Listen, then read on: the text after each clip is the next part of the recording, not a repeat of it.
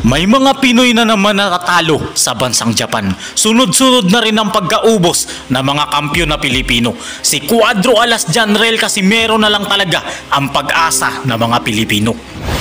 Ang pagsuko ng buong bansang Japan kay Cuadro Alas Janrel Casimero na tinalo ang lahat ng Hapon na boksingero na nakalaban nito. At ang lahat ng mga Hapon na boksingerong ito ay bata ni Inoue at kasparing partner niya palagi.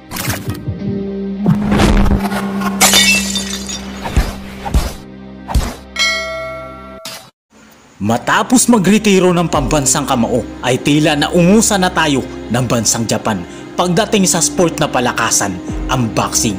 Nariyan ang kanilang pinakasikat na boksingero ngayon na tinatawag na The Monster, 2 Division Undisputed Champion na kahit si Pacquiao ay hindi nagawa ang narating ng tinuruan niya noon na sina Uya Inoue.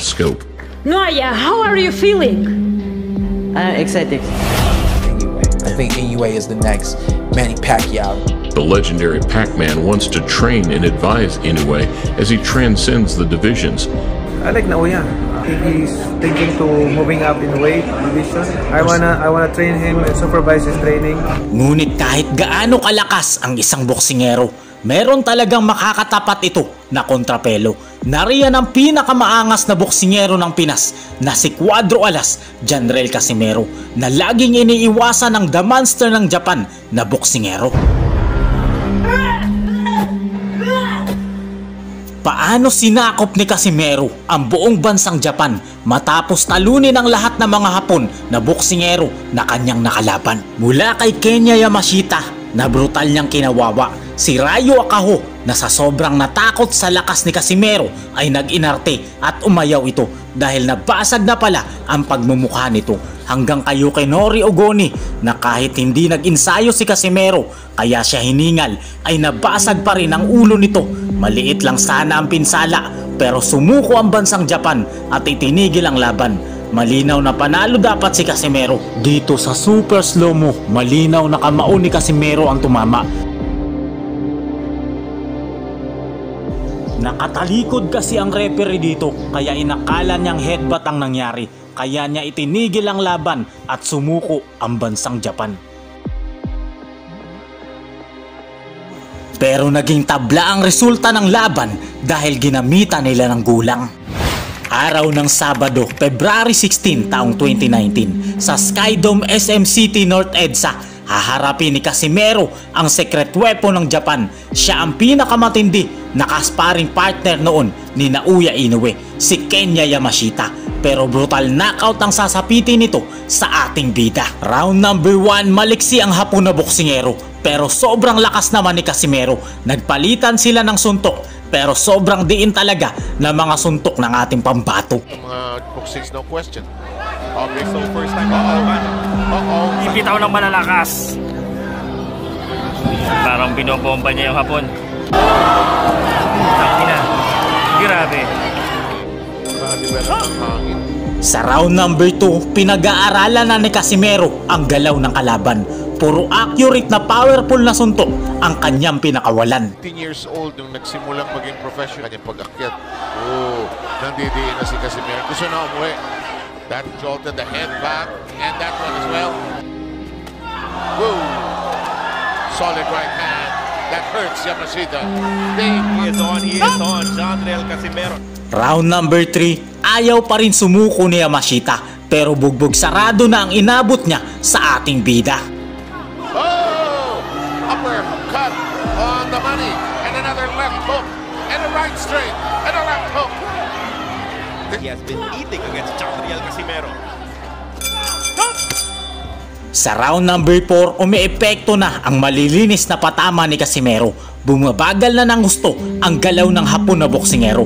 Sobrang lakas talaga ng mga suntok ng ating pambato. The body attack to the top. Yamashita being tagged seriously here. With that trying In the middle of this round, connected with some good punches. Oh, that's Round number 5, sugod pa rin ang sugod ang Hapon na boksingero at dito na siya pinuruhan ng husto ng ating pambato. Siya pa rin yung paabante. Siya pa rin yung paatake dito kontra kay Casimero. Kaso matibay. Again, we'll headhunt in this round number. Ayan, yung uppercut on the bottom. Tagilir. Pahataw! Yung uppercut na yung malupit. Sa round number 6, dito na ibabaon ni Casimero si Yamashita. Mala street fighter na uppercut ang kanyang pinakawalan. Ang muntik pang magpahimatay sa Hapon na kalaban. Ang pinakamatapang na si Yamashita ay sumuko sa ating kababayan.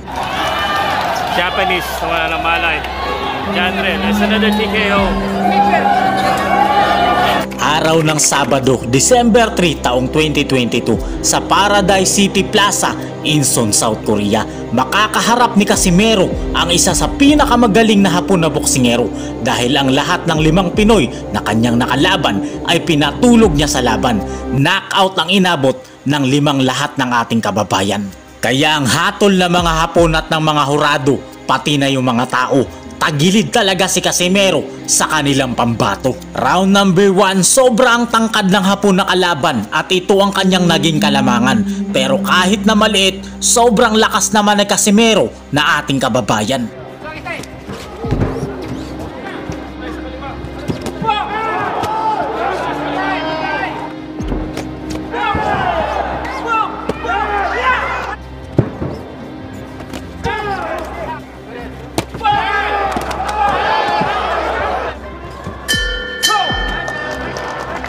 Sa round number 2, nanggigil talaga dito si Casimero kaya siya napasubsob at nagmukhang napabagsak ng kalaban. Kaya ang bias na referee agad siyang binilangan.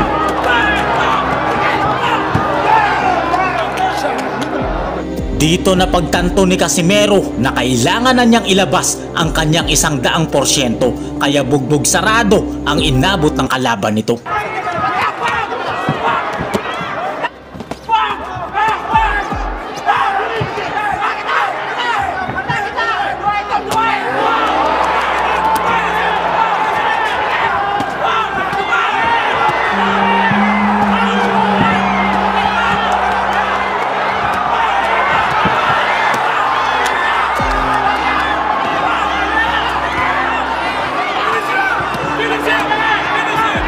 Hilong-hilo na dito si Akaho at di na niya malaman kung saan ang gagaling ang suntok ni Casimero.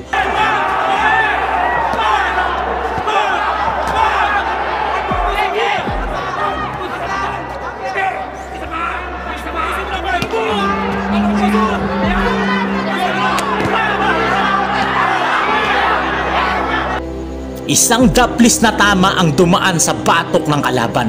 Sumenyas ang referee at nag-warning kay Casimero. At ito ang ginawang dahilan ni Akaho para makatakas sa lakas ng kamao ng ating pambato. Nabasag na pala ang panga nito kaya siya nag-inarte dahil sobra siyang natakot kay Cuadro Alas General Casimero. Ang isa sa pinakamatapang na mandirigmang Hapon ay napasuko ng ating pambato. Nanalo si Casimero dito sa pamamagitan ng KO dahil napag-alaman ng Boxing Commission sa Korea na nawasak talaga si Akaho ng ating bida. Araw ng Huwebes, October 12 taong 2023 sa maalamat na Arayaki Arena, Tokyo, Japan. Magaganap ang kauna-unahang laban dito ni Casimero. Sa baluarte ng mga Hapon, dumayo ang ating boksingero. Makakaharap niya rito si Yukinori Ogoni, ang isa sa madalas na kasparing partner ni Naoya Inoue. Dahil malapit sa lugar ng pamilya ang naging training ground ng ating bida at sa pag-aakala ni Casimero na walang lakas at nagretiro na ang kanyang makakalaban, tinamad na pong mag-insayo at makipag-sparring ang ating boksingero. Sa makatuwid, wala sa kondisyon ng ating bida nang tumuntong ito sa ibabaw ng lona kaya puro hingal at hika ang inabot niya. Pero dahil sa kanyang lakas at purong talento sa laban, nabasag pa rin niya ang ulo ng kalaban. Round number 1, napakatangkad ng kalaban ni Casimero. Lamang na lamang sa pisikal na anyo ang Hapon na boksingero.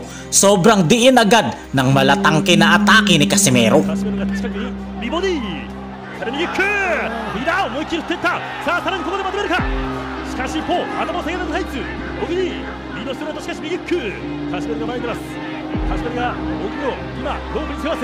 そして応援選手もしっかりともらうという気持ちも出ますね。そうですね。まず序盤の見どころどういったところでしょうか。山田さん。はい。ミロックって言いましたが、その右だ。右だ。攻めてくるした後を注意しないといけない。右フックです。左フック。強打で右フック。右まで。そしてここでは右フックだ。前になるカシメロ。Sa mga huling segundo ng round 1 na pabagsak ni Casimero ang kanyang kalaban, pero hindi ito binilangan ng bias na referee na kanyang kababayan.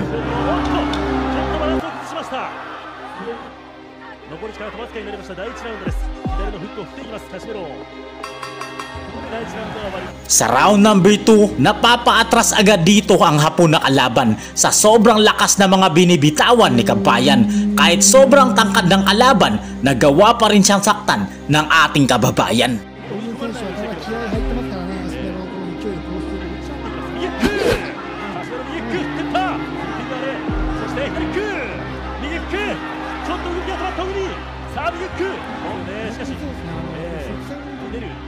カシメロも少し前に出ました。ボディストレート左フックを放っていきます。頭を下げる右フックだ。右フックを放っていった左アッパー、右アッパー、そしてルックした。送り返しました。ワンツー右ストレート。カシメロのコーナーが襲いかかっていきます。Pagkatapos ng round 2, dito hiningal talaga si Casimero sa sobrang lalakas ng kanya mga binitawang suntok sa kalaban. Round number 3, lamang na lamang pa rin dito si Casimero. Bawat bira napapaatras talaga ang kalaban nito. 足をつけるかもしれないですね。あ、そうですか。コツコツ当てていますよね。左キュー、カシメロ。しかし振り回してますけどね。左キュー、ちょっとバランスを崩した顔に左フックです。ラウンドは残り15秒になります。おっと右フック、これは避難した危ないところです。右フック、そして左フックを放っていきますカシメロに。ワンツーを放っていったところで第3ラウンドの。Sa pagtatapos ng round 3, dahil sa walang ensayo, hingal kabayo na si Casimero. Masyado niya kasing minaliit ang kalaban na Hapon na boksingero. Sa round number 4, kahit na hinihingal at walang ensayo ang ating kababayan, dito niya napuruhan at nabasag ang bungo ng kalaban.